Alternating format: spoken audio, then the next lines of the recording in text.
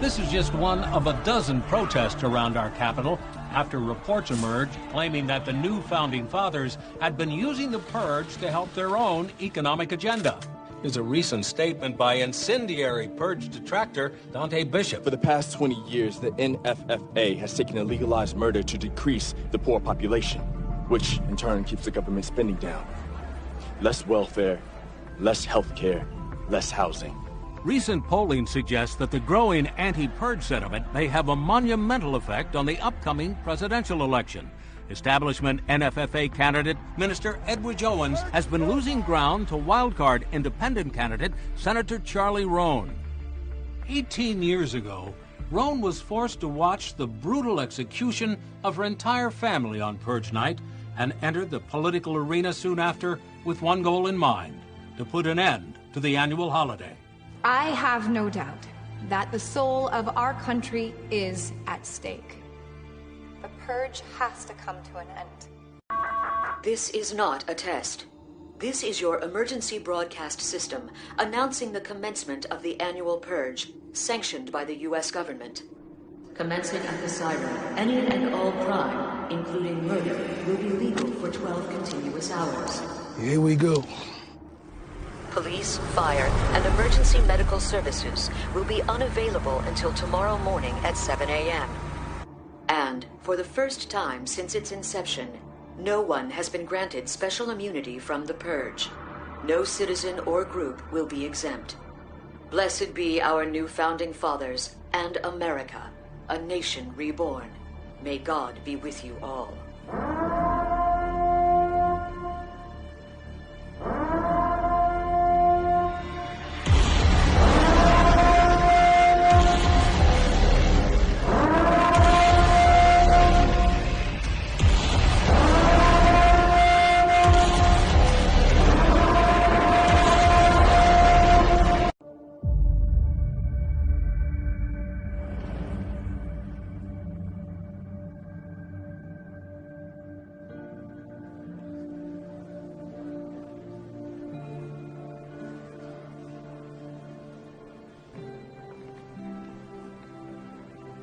That was Senator Roan this morning, casting the first vote of the day. It's been a great day for the senator so far, having already won New York, California, and... Wait, hold on. I am getting word right now that the senator has also taken Florida, which puts her well over the 270 electoral votes for the win. So that is it. It is now official. The next president of the United States will be Charlie Roan. And President-elect Roan has already stated that her first order of business will be taking executive action to put an end to the purge. Updates? It's a landslide.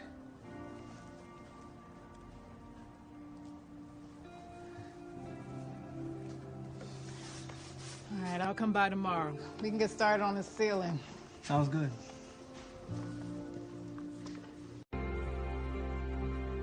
We're just now hearing reports about a few scattered incidents around the country where NFFA supporters are reacting violently to this defeat. They are burning cars, breaking windows, looting, attacking police officers.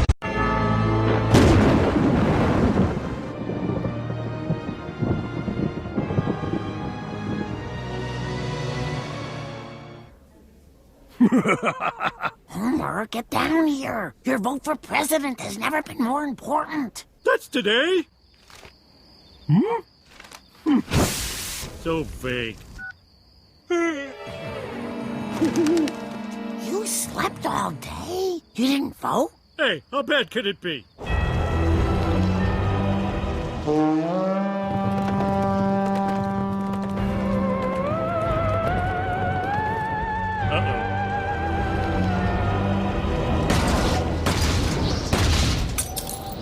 You owe me a new pair of glasses.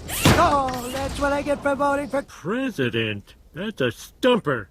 Can I write in Judge Judy? You're hesitating over president? Dad, by all that's decent, how could you forget everything that's happened the last 4 years? Not sure what you're talking about.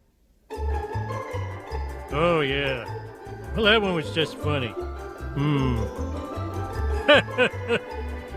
That was bad. That was worse. Someone made that up. Yikes. I gotta do something.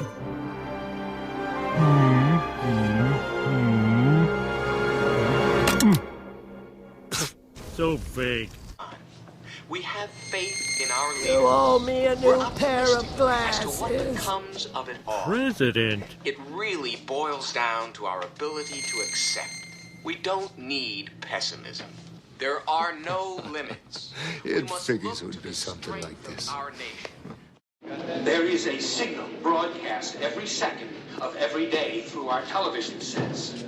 Even when the set is turned off, the brain receives the input and programs... Having trouble getting here? No, we made it fine. Good.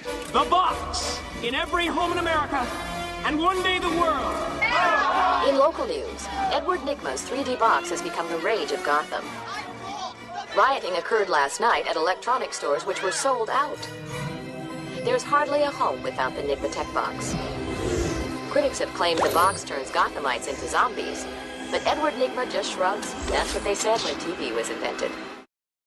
I have come here to chew bubblegum and kick ass. And I'm all out of bubblegum. Look! Look at them! They're everywhere! I don't know. Maybe they can see. Now, hold on. You ain't the first son of a bitch to wake up out of their dream.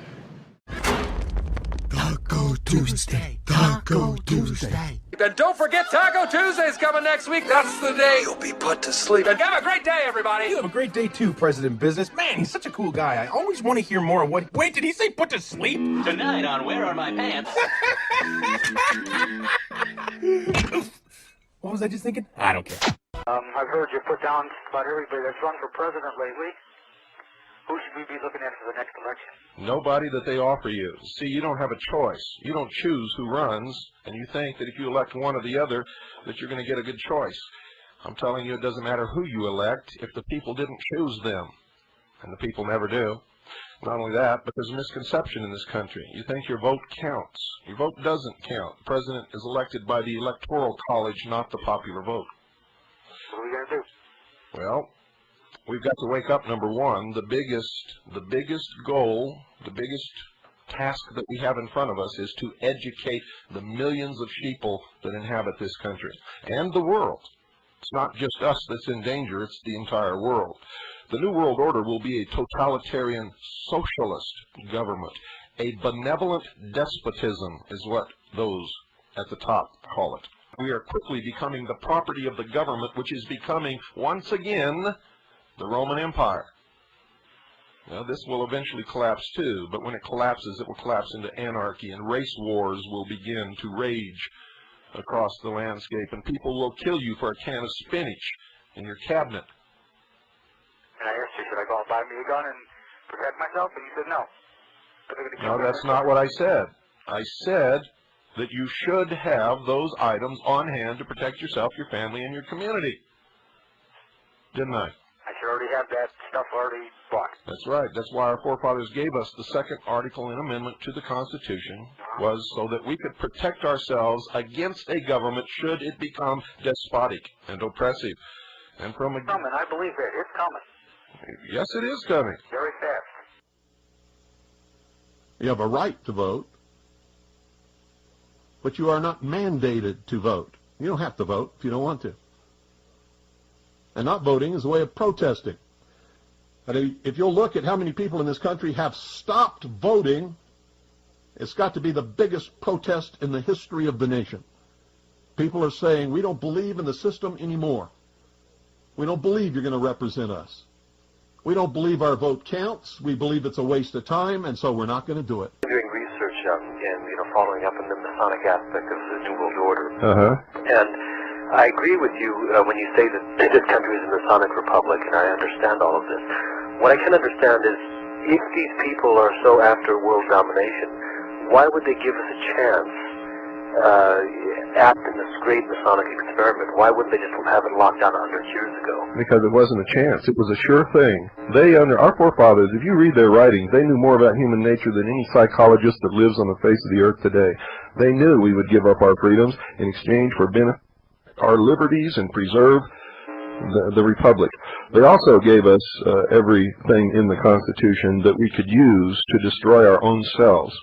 They understood that human nature is such that if we can get something for nothing, and if we think it's for nothing, that's the way we're going to go. And that's exactly what has happened.